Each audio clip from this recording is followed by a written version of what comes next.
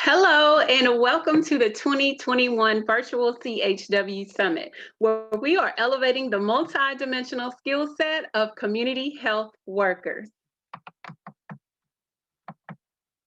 My name is Tasha Whitaker, and I am so excited to be presenting today. I am a CHW and a CHW instructor based out of Texas. I'm also the CEO and founder of Whitaker Enterprises. And so today, I look forward to spending this time with you.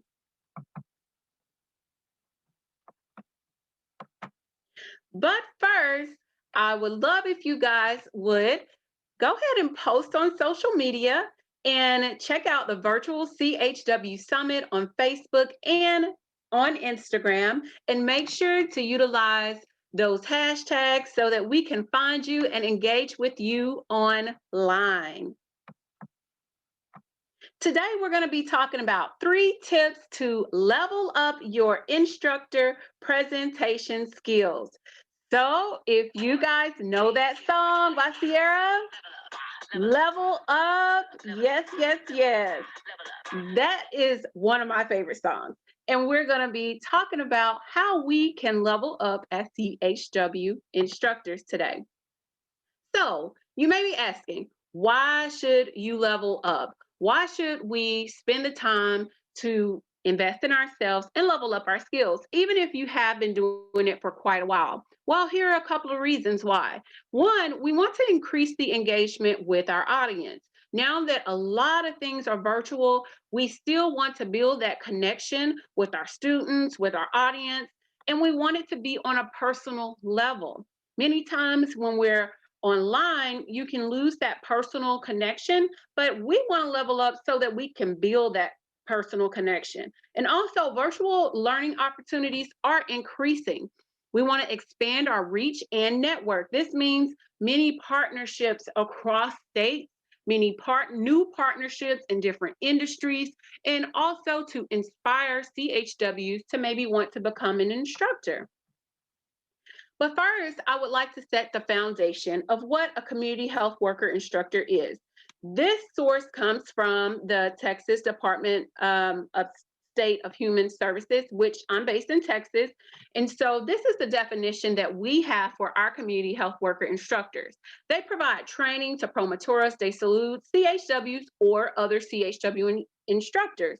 They know about the role of a CHW, adult education methods, core competencies, and curriculum development. CHW instructors provide culturally relevant education on a diversity of health topics. And so based off of that foundation, these are some of the learning objectives for what we're going to discuss today. We want to identify the different type of learners. We also want to identify the different ways that we can utilize technology for engagement, meaning this is your how. Now that you know who, which is our learners, who we're talking to, we want to know how to engage the learner and get them to communicate with you while instructing and presenting. Next, we want to develop a personal presentation plan. This is something I've never had anyone tell me to do, but through my career and experience of being an instructor and investing in myself to level up, I've learned, and I think that it's very important to develop as an instructor. This is going to help you outline your swag as an instructor. So what are you known for? What's the energy you bring? What can people expect as an instructor from you? So if you think back to when you were in school and who your favorite teacher was, chances are you remember them not by what they taught, but how they taught it and how it made you feel and how they taught the subject, the environment that they created in their classroom, and how they set the stage to learn. It's very similar to being a CHW instructor. So let's jump into the BART learning modalities. So when building a training, it's key to identify your audience so that you can tailor your presentation to them in a way that they understand. So utilizing the BART modalities model, which the acronym stands for visual, auditory, read, write, and kinesthetic sensory modalities, it can be a great tool to get a snapshot of how your students are learning. This method, it was developed in the 80s. It's a 16 question assessment and it can be utilized for free online. And so you can utilize this as a tool for your students and they can get the results if you're teaching a CHW program for a long extended a period of time. It's a really good tool to utilize so that you know the type of learners that you have in your program. If you're just using it for a workshop or a webinar, maybe you could send it ahead of time and they can get the link and take the assessment that way. And then you can use their results and that can stimulate a discussion. That way you can engage with them in different conversation and maybe even utilize it as an icebreaker. So there's 4 different type of learners. We have our visual, they learn by seeing. Our kinesthetic, they learn by doing. Our auditory, they learn by hearing. And then our read write, they learn by reading and writing. And so you want to ask yourself, who is your audience? When you're thinking about all of the different type of learners, many times you may speak to different people that are in that audience. Again, remember that when people are training to become a community health worker, many times they may be coming from a different background. And so that could mean all different types of learners in your classroom. If you're doing continuing education or whomever you're teaching, just remember it's going to be a mix. So how can you engage that type of learner? And what is the goal of that presentation? One fun fact is that most people may be primarily one type of learner, but all people learn in more than one way. So what does research say about all of this? Well, research says that one single approach to teaching does not work for every student, or even for most students. Educators' awareness of the various learning styles of the student and their efforts towards matching and teaching and learning styles may help in creating a more effective learning environment for all of the students. And this is out of the Journal of Clinical and Diagnostic Research. So meaning it doesn't go one way. We have to think about different ways that we can engage learners so that we can level up as an instructor. So this is the first modality we'll cover. A visual learner, they learn by seeing. So I have a few images here because I want to talk about the different ways that you can utilize them. For instance, up here at the top, I have a photo of myself at a health fair with an alcohol simulator. And so the way that I have used this in the past and that I would use it is by putting a picture up, and I'm talking about different ways that you can set up at a health fair, just for an example. And I want to utilize this picture so that I can help bring the point of different ways you can engage people at the health fair. So I have set up here my alcohol simulator, and different guests were able to come and utilize this simulator as they're driving. They have on their goggles. I have my forms and different information on the table that different people can take away and utilize for their leisure. This is a way that engages that visual learner that I'm teaching about health fairs and the different ways that you can have different things at the health fair. So visual learners, they're those people that prefer to learn by observing pictures, images, diagrams. Here you can also see that I have different diagrams that I created that I was able to use in a creative way and use different infographics. So for instance, right now, a lot of things are heavy on COVID-19 and safety. So you can utilize graphics to draw in this learner and use different colors, things like that. The best learning tools are going to be the charts, graphs, diagrams, and picture aids. These are some free resources that you can use for the visual learner. Canva.com, it's an amazing website that has a lot of different graphics for presentations, flyers, and more. Pexels, you can utilize different photos in your presentations, royalty-free photos. PictoChart, that's how I utilized and made that infographic. YouTube, who doesn't love YouTube? Because you have all different types of access to videos to break down those tricky concepts that may be hard for that type of learner. And then utilizing your own photos and video, just like I did. If you are out in the community a lot and you have different photos that you've taken of the work you've done, you can utilize that information and put it in your presentation to stimulate conversation about what you did and how you did it. Again, you want to bring in these stories because that helps the adult learner learn. And then utilizing a whiteboard to draw out concepts that may be a little bit more complex. So ask yourself, what could you incorporate to reach the visual learner? And write that down. Our next learner is the kinesthetic learner, and they learn by doing. They need to have a hands-on learning experience and interact with materials. They have to have their hands on things. And so a lot of body movement, simulation stations, and role playing. That's that type of learner that loves to be able to have their hands on different things and assembling them. Here I have different photos of how I've taught in the past um, to reach this learning modality. And so here at the top, you can see this is an actual CHW group where we were actually working on team building. And so we had to pair off in groups and everybody had to work together on a project. And they had different magazines and paper clips and things like that that they were able to touch and feel and build a structure as a team. Here below, you can see that I'm at another health fair and I am utilizing virtual reality goggles. And the point of that, of having those as in stations, is so that the participants were able to walk around, and this really helped them grasp the concept of the dangers of drinking and driving.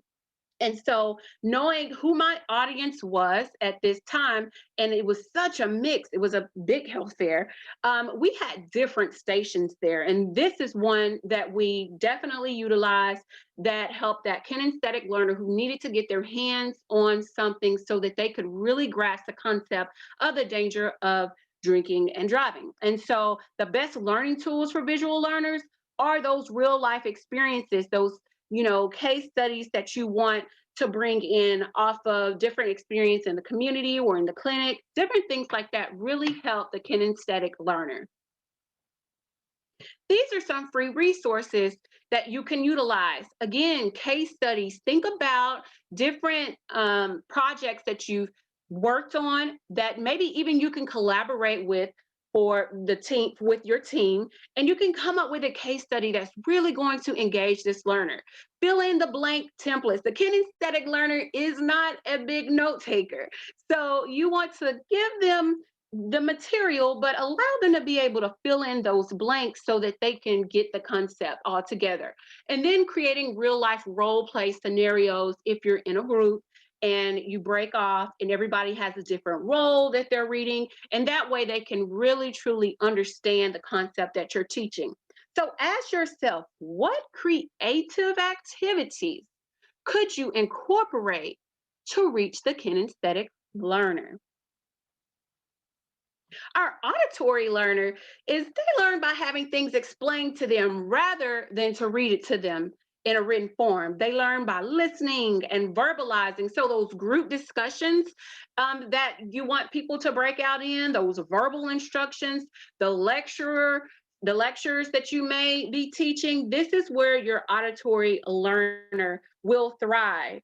They definitely like to be included in this discussion and they have to say it themselves and they learn through saying it their way. So many times you may think that this person talks a lot in class, but really they may be actually trying to understand the concepts that you're talking about. And so one of the things that you can do is ask them and invite them to maybe lead that group discussion so that they're able to talk through that and kind of lead the conversation, which is also going to help other people because they have a way in which they know how to break down concepts through words. These are some free resources that you can look into and that many people really don't look into as instructors. So a podcast is a really cool way that you can have bite-sized chunks of information. And I've even in the past utilized this as a way to put different discussions on a discussion board. So say that there's a topic that you're talking about and you really want them to grasp this concept. ask them to maybe talk about this podcast episode, a specific podcast episode. They listen to it, and they're able to discuss back and forth. Another really cool application is called Flipgrid, and you can go back and forth and post very short clips of video within the classroom.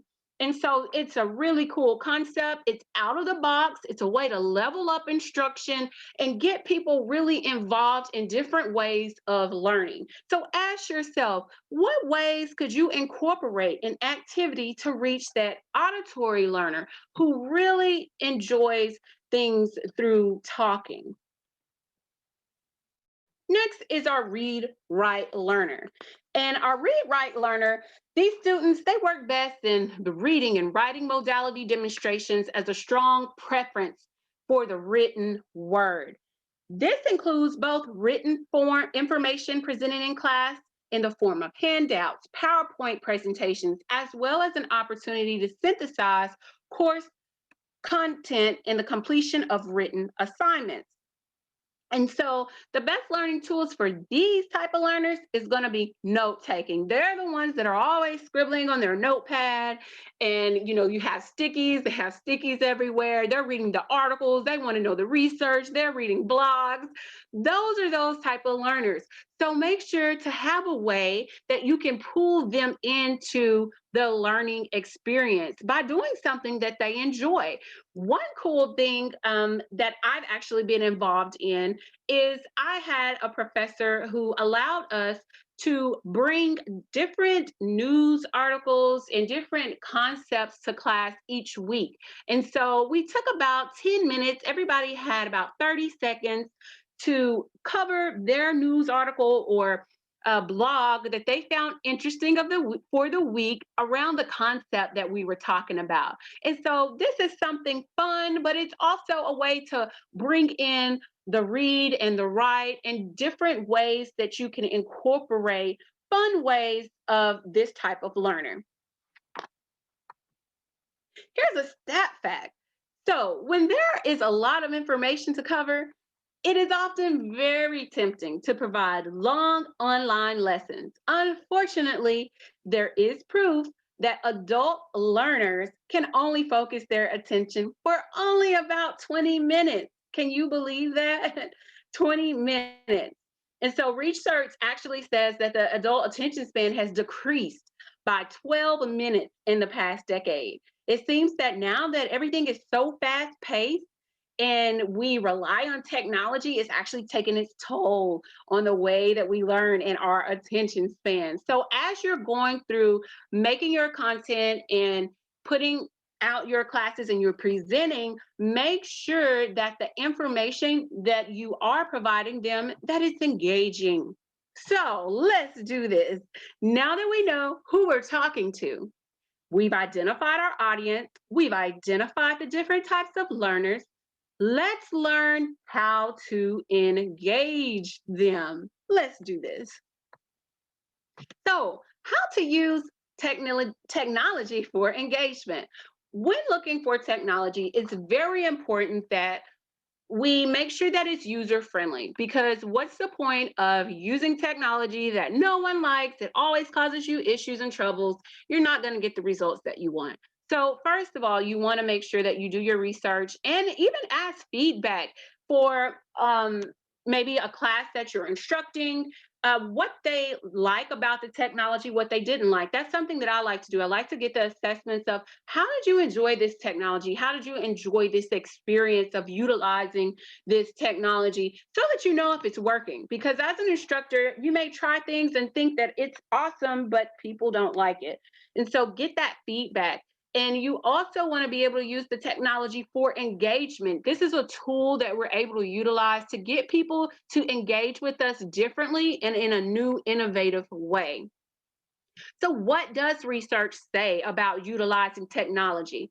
Well, technology can also foster interactive learning, building on the familiarity with user generated content many students develop. For example, in this study, we've assigned students to create brief audio-visual synopsis of key journal articles or concepts with free software. This satisfies multiple objectives. Students attain and demonstrate mastery of material by teaching it to viewers. Course content is created for future classes, and a new generation of public health workers receives training in innovative communication techniques. And this comes from the American Journal of Public Health. So, what does research say? It says it works when you use technology. Here are some popular tech apps, and these were like the five top apps now in the past year that have been utilized. And so we have the GoToMeeting, Ring Central Video, Microsoft Teams, Google Meet, Zoom Meeting. And these are different applications that have been utilized by millions over the past few months based off of this survey. And it was probably challenging at the beginning for many of us to learn and how to engage learners online in this space because many CHW programs are in person, just based off of the nature of the work of CHWs having to have that hands-on application experience. We're now starting to see more programs and more offerings of professional development go virtual, which is amazing. So my challenge to you is if you're not familiar with any of these applications, I definitely challenge you to check them out and see what they have to offer because you may need them in the future. And it's just good to be in the know about different technology that is out there that people are utilizing to reach more people. And so it's better for us to level up and be aware of the new technology that's to come or that is out there versus us not being in the loop and not knowing anything about it. So I'm actually going to focus a little more on Zoom because majority of us have utilized it, but may not be using it to the fullest extent to engage. So I have some tips that have increased how students and individuals have increased their engagement with me. The first thing is, so Zoom, there's a feature where you can utilize breakout rooms. This allows students to break off into various rooms. You assign them ahead of time, or you can allow it to be random once everybody signs in. I found that giving adults a framework to follow in the breakout room allows the time to be used in the most effective way. This helps people stay on task, and it also creates the questions to be stimulated in discussion. So there is no yes or no questions. You want to make sure to ask those questions that are going to stimulate more conversation. There's nothing worse than being in a breakout room and everyone is on the video looking at one another and there's crickets because the conversation has gone dry and no one else knows the questions to ask, anything like that. So assign clear tasks to be completed. Have 3 to 4 questions for them to ask when they're in that breakout group. Everyone share with everyone. You also want to give a allotted amount of time to complete that activity that they are aware of. So there's a timekeeper.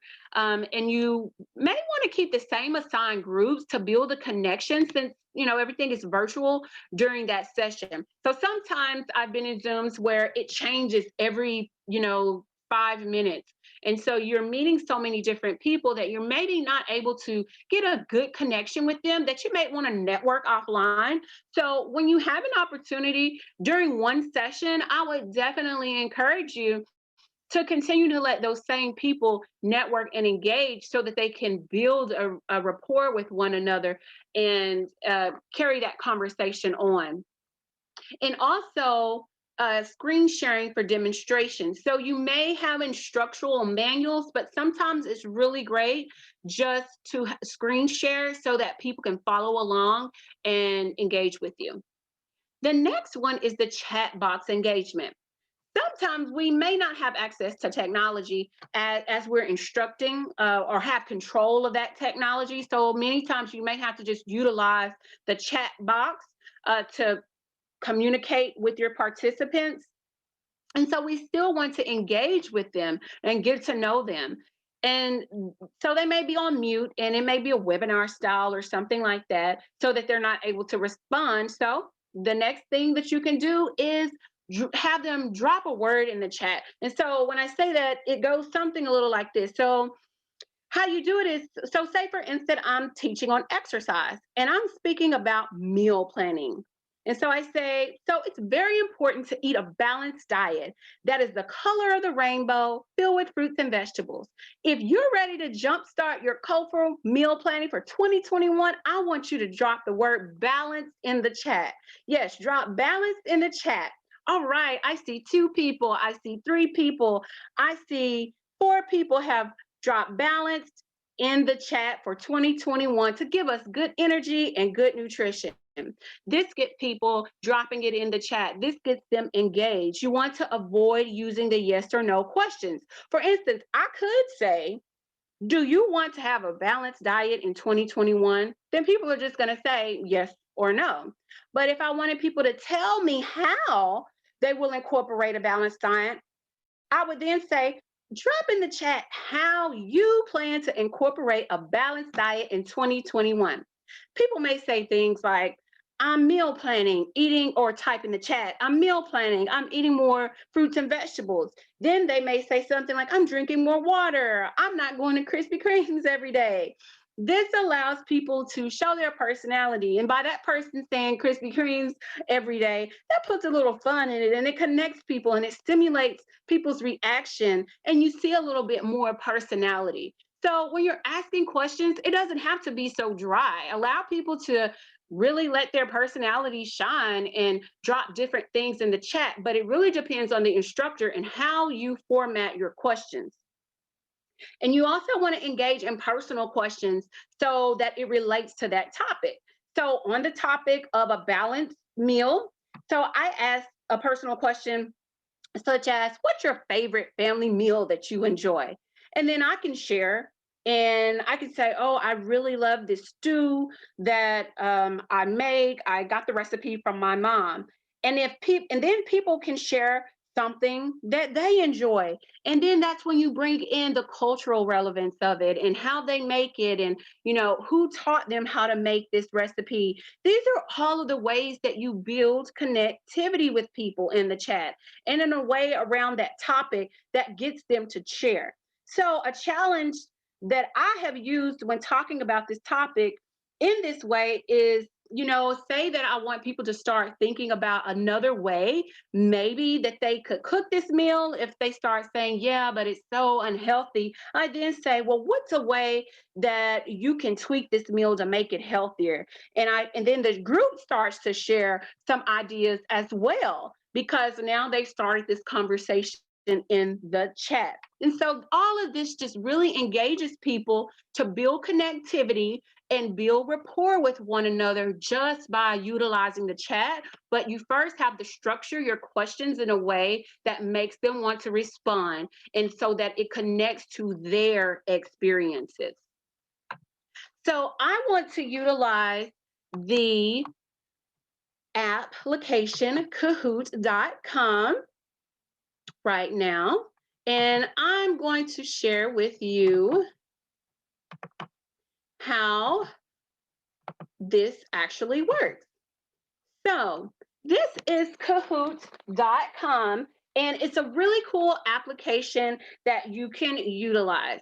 And so you go to this application and you can build in all of your questions on the back end. So any questions that you have on the back end, you want to put all of those questions in there. And you can even, the way that I've even utilized this is you can put in a pre-assessment and post-assessments. And this is really cool because you then can go and download that information and have access to it. So right now I am logging in to Kahoot by putting in the information. So I have put in the code. They're going to go here to the website on their phone or on their tablet. And now I've logged in. And so you can see my name here. So say that you had a class and everybody was putting their names in there. This is how it would work. I would start the Kahoot. And now the Kahoot is going. And I have a question on here and it does a countdown. It's really cool. And here's the question. What type of learner are most people? And so you can see here, there's a 5-second countdown and I'm going to choose this and there you go. and then you just go on to the next one, which I don't have a next one because that's just the one question. But then all of the people that were involved in this activity, it kind of has like a way to keep up with score, which I find really cool because who doesn't like to, who doesn't like to have score taken when they are doing, any activity. So this is a really, really cool application that I think you can utilize to help your learners. So the next thing is our personal presentation plan. What topic do you want to be known for is one of our first questions to cover. And so with this is, you want to, whatever you want to be known for, what topic it is or what the style that you teach, it's really important to spend a little bit of time on that and really think about that. What energy do you want to bring to the learning experience? What technology can you incorporate to engage the learner? And how do you challenge the learner? How can you incorporate research? These are questions that you want to ask yourself as you start to build your personal presentation plan. And as you're doing this, this is important because this is also going to level up the students that you're teaching, the people that you're providing professional development education for. Because when you are excited about what you're teaching, the people that you're teaching, they get excited about learning it. When you're able to capture their attention through technology, they get excited about learning. When you challenge that learner, they go and they research and they find out new things. How can you incorporate research into it to make it fun and not boring and not like no one wants to look at charts and graphs all day, but in a fun way? And so one of the ways that I've been able to do this is through technology. I've been able to do it through building connectivity with people, engaging in good questions, and really allowing people to learn and turn it around based off of their experiences. So you're always going to pull in their experiences and how it connects back to them. So what else can you add to your personal presentation plan that makes it you as a CHW instructor? I'm sure there are many different things that you can add in to teach on and that make your personal presentation all you, because you definitely want it to be authentically you. So let's recap in case you missed anything. We want to identify the learner, how to utilize technology for engagement, and also we want a personal presentation plan as a CHW instructor. So I leave you with the question, how will you level up? Thank you so much, and I hope you enjoyed the presentation.